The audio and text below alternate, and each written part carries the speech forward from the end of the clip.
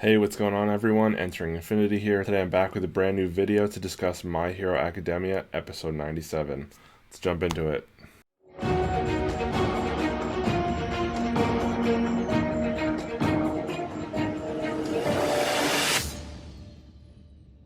Alright, so this episode pretty much dives right into match number 4 between Class 1A and 1B, where we have on Class A's side, Bakugo, Jiro, the kid with the tape, I think his name might be Sero, and the kid with the Sugar Rush ability that's like super strong. And then on the other team we have the Praying Mantis kid, the girl that can like split herself into like 50 pieces, the kid that can like shoot glue out of his head, and then the kid who's like a welder. And just talking like overall team preview here, I think this is definitely by far the weakest team that we've seen on the Class B side. I mean, there's really nobody that's like that strong. I think the Praying Mantis kid is really strong, and by the way, I absolutely love his character design. I don't even remember seeing him before, but seeing him in this episode, I've become a big fan of his.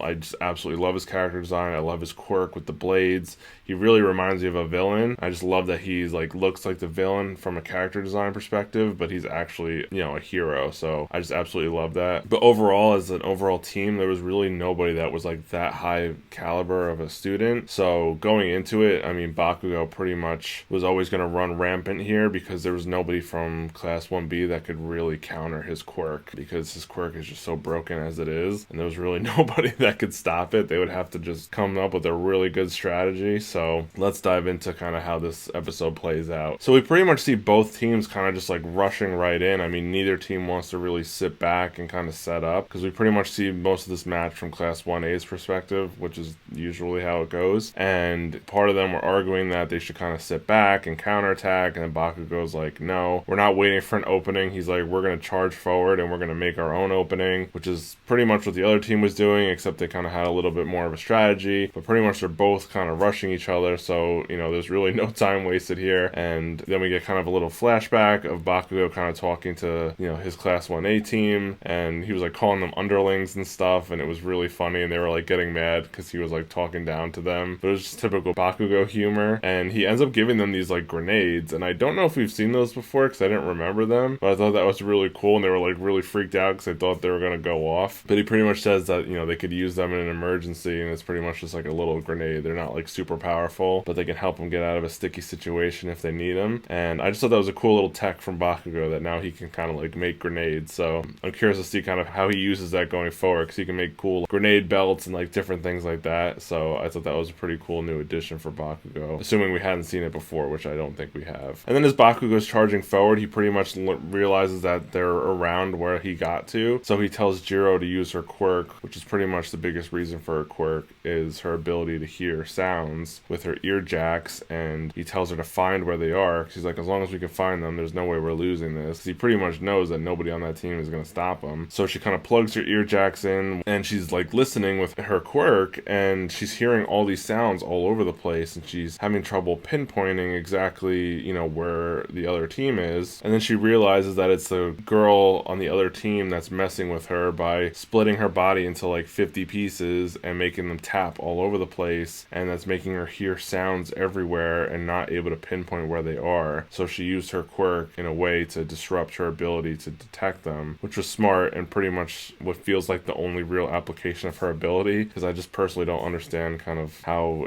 her quirk is even useful. Just the fact that she could split her body into 50 pieces, I'm like, what realistic application does that have in the hero world and kind of in combat? I'm not sure if we've seen that yet already, but I'm not really too sure kind of the viability of that quirk.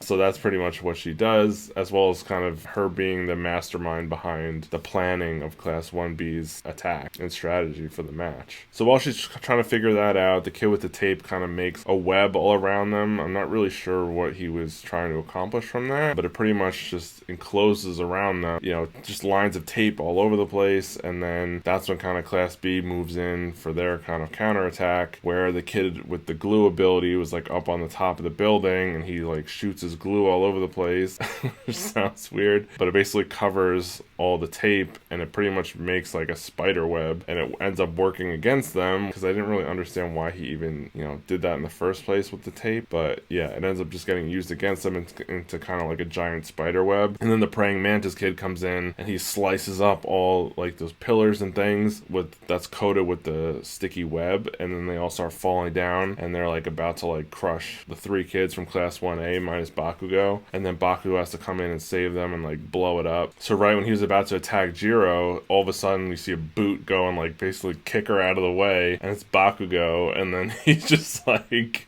uses his ability and like lines it up and like blasts the kid in the face, and he just goes flying. He's like, oh, you little bug, I guess you have quick reflexes, because he blocked it. And then he just like goes again and like blasts the kid again into like a giant like building, which was like absolutely hilarious. But everybody was just pretty much in shock that Bakugo actually cared about his classmates and actually saved them, which is like, I don't think that's something we've even ever seen before with him, because Bakugo's historically just been like super selfish and never really cared about anybody else. So this is like the first time he's actually like saved someone and cared about other people. So everyone was just like in shock that was spectating, and also the people from Class 1B who were watching it, because they didn't expect him to do that, which was pretty much their strategy for how they thought they would win, is by him being selfish and kind of pretty much getting the rest of the people on Class 1A. So I just absolutely love that. I mean, that's the type of character development we've been waiting so long for from Bakugo, just to see him start becoming more like a hero, because putting other people first and saving other people is pretty much the number one thing you have to do to be a hero. So I'm really glad to see him start to do that, and I'm curious to see like how much that's going to continue to develop over time. But I think that was a really huge moment of character development for Bakugo, and I absolutely love that. So he ends up saving her, everyone's shocked, it was great, and then he kind of turns the tables and starts going on the offensive now that they've exposed themselves. So then they're like, oh no, we gotta retreat because our plan backfired and we can't deal with Bakugo like this, like we know we can't beat him head on. So they start retreating, but then Bakugo's just like, going at them like ham, chasing them down, and then all of a sudden the welder kid comes out of nowhere and welds Bakugo's arms and like his costume to the wall, and he can weld things at a molecular level, so I'm pretty sure there was almost no way for Bakugo to get out of that. And then all of a sudden the kid with the Sugar Rush ability comes and like smashes Bakugo's like grenade arm pieces, because that's what was welded to the wall. So he pretty much shatters those arm grenades and sets Bakugo free, and he's like, go get him. And then Bakugo just like takes off after him. The kid eventually blocks his attack, and then Bakugo goes, alright, I'll leave him to you, and then he like continues on. And then we see the kid with the tape kind of bring Jiro over there, and then Jiro uses her earjack ability, and when it's plugged into the speakers, to like amplify this blast at the welder kid, and the kid tried to block it, but he couldn't do it. You just see his like skin getting pulled back, and he gets like messed up from like that intense sound that she blasted at him. And then the kid with the tape ends up just taping him up and kind of restraining him. So Class 1A pretty much has, even though he's not in jail, they pretty much had one kid secured because he was like out of commission and tied up. And then you see Bakugo going to chase down kid with the glue ability, and then he just like blows him up like in every direction. It was like awesome, and pretty much knocks him out. And then the kid with the Sugar Rush ability goes and like, puts him in like a grapple lock and takes him out. And then Bakugo just continues his assault and chases down the praying mantis kid and just blasts him into a building. So he pretty much took him out. And then the last one left was that annoying girl that could just split her body into 50 pieces. I mean, to be honest, she was pretty much like a handicap to that team. She did absolutely nothing in terms of combat or adding really any value, aside from coming up with a strategy that didn't end up working. And then beyond that, she just had like little pieces of herself scattered all over the place, not even doing anything. So she really didn't even contribute to the team all that much. And in the end, it was pretty much like a 4-on-3, because like she wasn't really doing anything. Her body was just split into a million pieces, not doing anything. So what I liked was, I think his name was Sero, the kid with the tape, was actually smart and realized how her,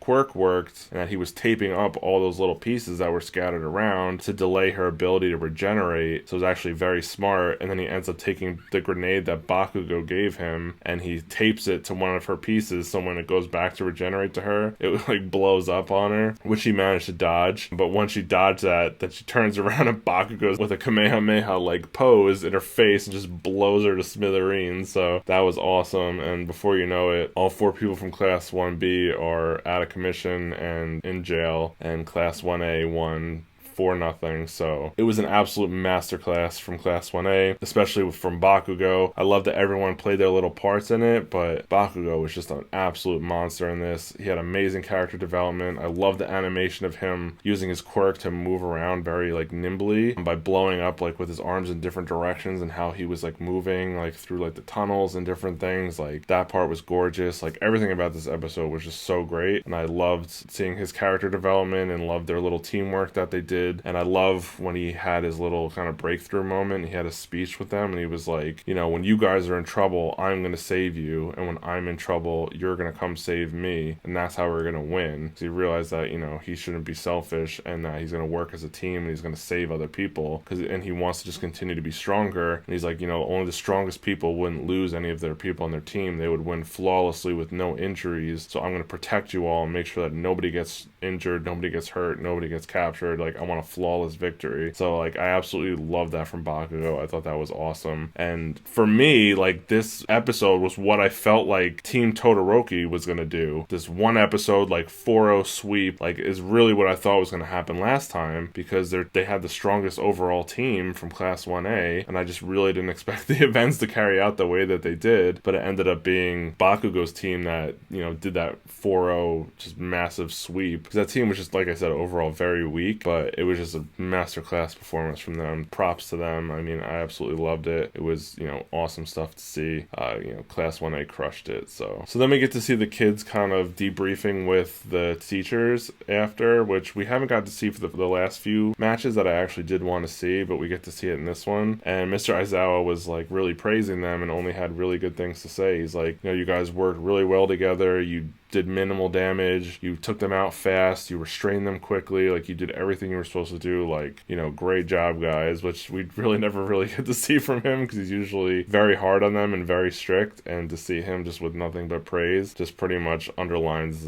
the fact of, you know, how well their performance was, and, you know, how awesome they did. And then on the other side, you see them, the Class 1B, getting scolded by their teacher, saying that, you know, they kind of went in with only one plan and no kind of plan B if it didn't work out. And, you know, when it didn't work out, they didn't really have anything to do other than like run away and try to regroup. So he said they need to be more flexible like the other kid in their class. So they kind of, you know, have a lot of stuff they need to work on, you know, which was good that we got to see them talk about that. So yeah, that was pretty much the fight. It wrapped up really fast. They said it only ended up being 5 minutes, so it was pretty crazy. And then at the end of the episode, we see them pretty much transition to the final match, which is, you know, Team Deku versus, you know, we'll say Team Shinzo on the other side. They pretty much dive right into that one, and we see them kind of lining up, getting ready to start it, which was pretty interesting, because at this point we're not really sure what's going on with Midoriya, with his quirk, because his quirk's been acting weird, so they were like, his teammates were concerned about him, but the other team doesn't really know about that, and they're very concerned with him after seeing what Bakugo just did, and they know that Bakugo and Deku are pretty much comparable, so they're pretty much strategizing to go after him first. And I'm really looking forward to that episode, because I think that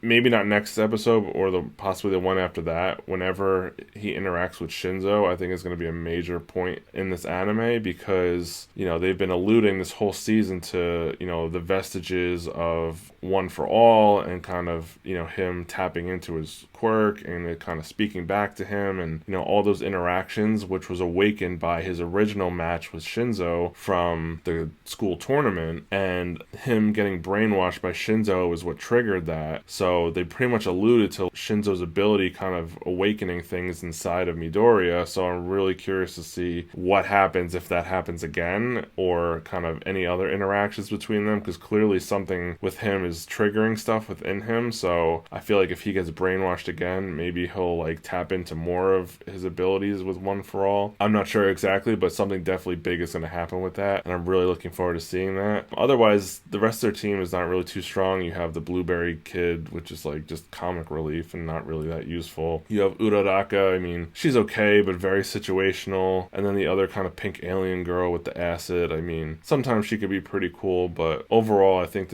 their team is going to be very much relying on Deku to, pull out this W. And honestly, I don't really see anybody on the other team really stopping him. So I'm not really sure. The only one that's really going to be causing problems is Shinzo, but at this point they've already seen Shinzo's ability and his new device and how it works. So I'm not really sure what other tricks he has up his sleeves, because I don't see anybody really falling for it at this point now that they know about it. The biggest wild card is going to be the Copycat Kid, because he's the one that kind of throws in the variable to everything. And I don't remember, what his requirements are to activate his quirk. I don't know if he has to like touch somebody or just be in the vicinity of them, but if he has the ability to copy One For All, I mean, that's going to be a huge problem for them. But in most shonen animes, when somebody has that kind of ability, they're never as good as the original for many reasons. Like in Pokemon with Ditto, the Ditto is like never as strong, even though it can copy everything, because of like it lacks endurance and other things like that, and it's not used to it. So that'll only get them so far, but I think it's going to be tricky. And I'm not really familiar with the other people on that team, so I'm not really sure how strong they are or what their abilities do, but it's going to be really interesting, and I'm really looking forward to next week's episode. And I love the little interaction we get when Bakugo is walking past All Might, and All Might's like, Bakugo, I got the chills, like basically saying that was amazing. He's like, what, do you got a cold or something? He's like, leave me alone. Just kind of like brushes him right off. I'm like, damn, you're talking to the number one hero like that? And then Deku comes up to him, and he's like, move, get out of my way, like, and then Deku's like, I'm not even near you. So it's just like that funny little humor with Bakugo, where he was just like being really mean to everyone, and All Might's like, you have a really great friend, but I just wish he spoke nicer to people, because he's just really mean, because he like, Bakugo just acts like a villain and just is hilarious. So I'm glad at least he saw that part of himself that's like, almost a comedic relief to some degree, even though we are seeing a lot of character development with him, protecting his teammates or comrades or whatever you want to call them, which was awesome. But I still love that he's still hilarious, and like I love when he tells people to die and stuff. Like, it's just so funny. So that was really good. But yeah, that's all I have for this one. Again, awesome episode. I really enjoyed it. It felt like it went really quick because the fight went by really fast. But let me know down below what you thought of the episode. If you enjoyed this video, please leave a like and subscribe to the channel if you're new, and I'll catch you on the next one.